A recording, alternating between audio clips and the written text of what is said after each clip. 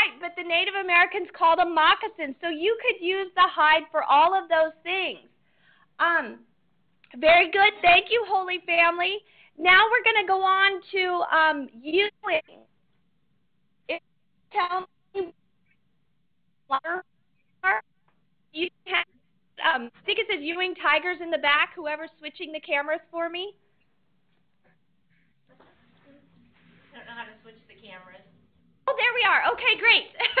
Well, I think it's the people doing the bridge, the actual connection. They're doing a great job. So what can we use the bladder for in Ewing? What do you think we can use it for? Air it up and use it as a ball. Yes, you could air it up and use it as a ball. Exactly. What else can we use it for? Put water in it. Put water in it. Those are all really good answers. Did anybody have anything else you might use it for? Carve things into it. Carve things into it. They might have done that. What else? You can use it as a purse. As a purse, you know what? That's actually a really good answer because I have this piece of the bladder that they made into a little pouch. You can see how they put the leather at the ends.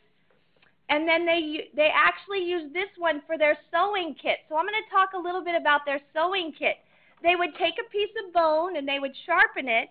And then they would take pieces of the muscle and use it for thread.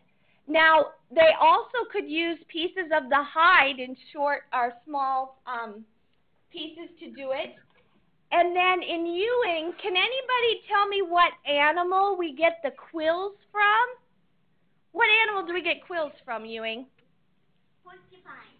Porcupines, very good. They would also do quill work, and this is a piece of their quill work. You can see that they wove it in there. Now, they were very skilled at sewing because I know when I sew, it's really kind of messy on the back. But when I flip this piece over, you can see there isn't anything on the back. So they sewed that, and they made it look really nice there. So, thank you, Ewing, for all your answers on the bladder. Now we're going to go to Auburn Washburn, I think, and we're going to talk about the vertebrae. What do you think we can use the vertebrae for? Medicine? They might have ground it up for something like that. What else? Auburn Washburn has the library setting for the person doing the camera. We could have them up.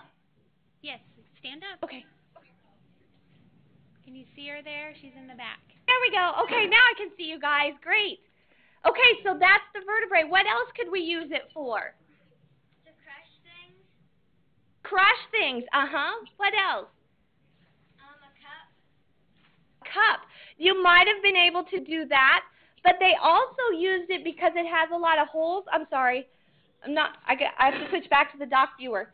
They would actually use it as paintbrushes. You could crush and make paint, and then they would use it as a paintbrush. Okay, those are all really good answers for the vertebrae. What else can we use the rib bone for? You could use the rib bone for a bow and arrow. A bow and arrow.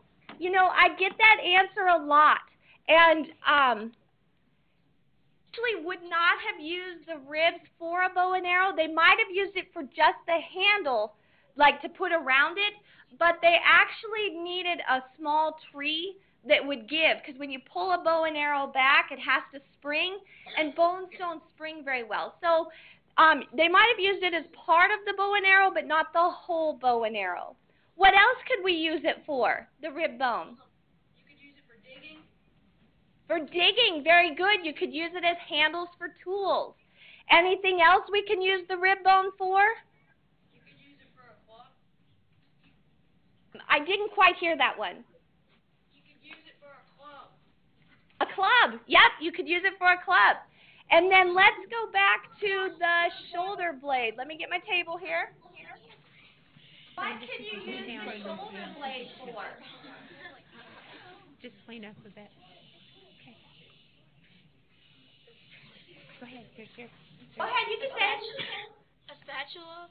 A spatula, they might have used it for that. It's pretty big, though, because you can see my hand here It's much bigger than my hand. What else might they have used it for? A plate. A plate, right? They could have used it as a platter. What else could we use it for? And a shovel. And a shovel, very good. Or a paddle on the river. We could have used it as a paddle. Good, Auburn. Those are all great answers. Thank you. Now we're going to go to Natoma, and I kind of tricked them a little bit because I didn't tell them what theirs was. And I'm sorry, I don't know what. Oh, they have the TVs in the background, I think, for the person switching the camera for me. Can you tell me what you think that is? Buffalo patty. Ah, it's a buffalo patty. Very good. And why would we show you this? Whoops. We need to get back to me. There we go. Why would I show you the buffalo chip? Because it has many great uses. Well, they actually, they would use them for fire. When they would travel, they didn't have a lot of wood, and the wood that they did have, they didn't really want to burn too much because they would use it for their teepees and things like that. So they would actually collect buffalo chips and burn those in their fires. We actually have a school about 30 miles from me here in Beatrice where their 4th grade teacher sends them out into the pasture because they're out in the country, and they collect cow chips, and they use them in their classroom. They actually use them for an art project to feed the fire for their kilns.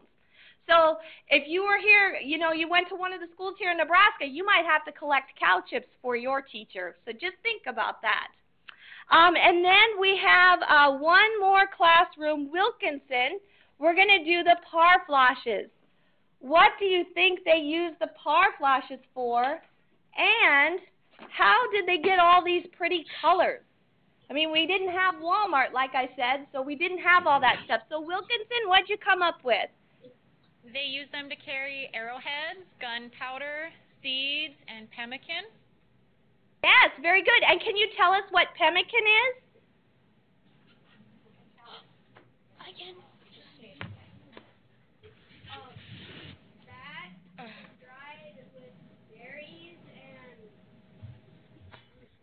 Fat dried with berries and meat. Right, exactly. That's what they carried. It was fat dried with berries and meat, and it was stuff that they carried with them. Very good. Now, how did they get the color for their pretty par flashes?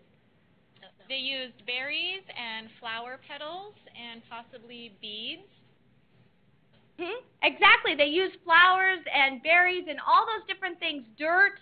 They could use blood. They could use all of those things to get their, to get the color of their par flashes. Now, oops, I switched back to the doc viewer.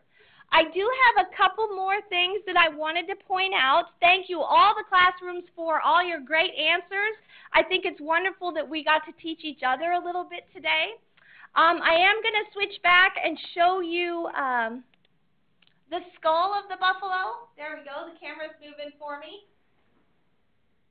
Now, let me move the shoulder blade. Now, this skull, she did lose her horn. And I do say she because both buffaloes do have, male and female buffaloes do have horns. A male buffalo is probably the heavier of the two. Buffalo can weigh anywhere on the light end of about 700 pounds all the way up to 2,200 pounds, which is just over a ton. They can also be about 6 feet tall and about 10 feet long. One of the other things I wanted to show you is our stomach. I should have given someone the stomach as an assignment too as to what we could have done with it.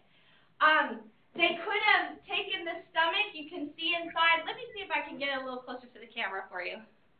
Well, let's see if we can get it on the dock viewer then. You can see this stomach maybe inside it. Well, it's not working too well, but they could put things inside it. And if you guys have crock pots at your houses, they might have used it as a crock pot.